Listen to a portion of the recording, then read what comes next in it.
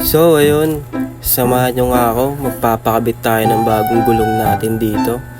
So Beaster nga pala yung binili natin, no? Kasi mura lang tapos quality, yun yung sabi nila. So itatry natin to, guys. Sorry, may kasi ako ngayon, masama pakiramdam ko. At ito, nakarating na nga tayo sa pagpapagawa natin ng gulong. Syempre yan, video muna. Actually, na sila na ito pauwi na sila kaso bigla akong dumating. Kaya sabi, sige, gagawin na lang daw nila yan. Kasi last customer na daw ako, kaya yun. Galing pa kasi yung trabaho, kaya alas 5 pa yung uwi ko. So alanganin talaga. Ito na nga, binabaklas na nga ni kuya yung nut dito sa yun, sa harapan ng ating mugs. Tapos ayun na nga, pinatungan na ng upuan, para mabilis matanggal yung gulong natin sa harap. So ayan, nakatanggal na nga yung gulong sa harap. Tignan mo yung shock ko dito. Napakapangit na dahil to sa mga buhangin pag long ride. So nababakbak yung pintura. Ito na nga, natanggal na. Tapos ito, tinatanggal na rin yung likod natin na mugs dyan. Nahirapan nga sila dyan Ayun pagtanggal pala ng tambucho.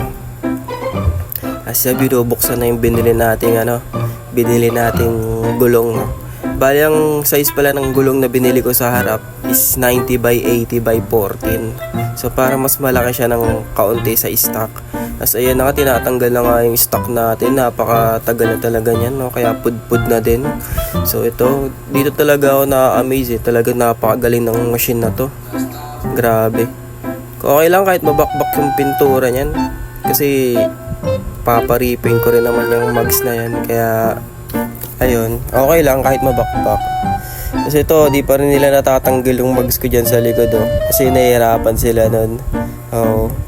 Tapos ito, nilalagyan nila ng, di ko alam kung ano yung nilalagay nila dito, parang langis para dumikit yung yung gulong doon mismo sa mugs.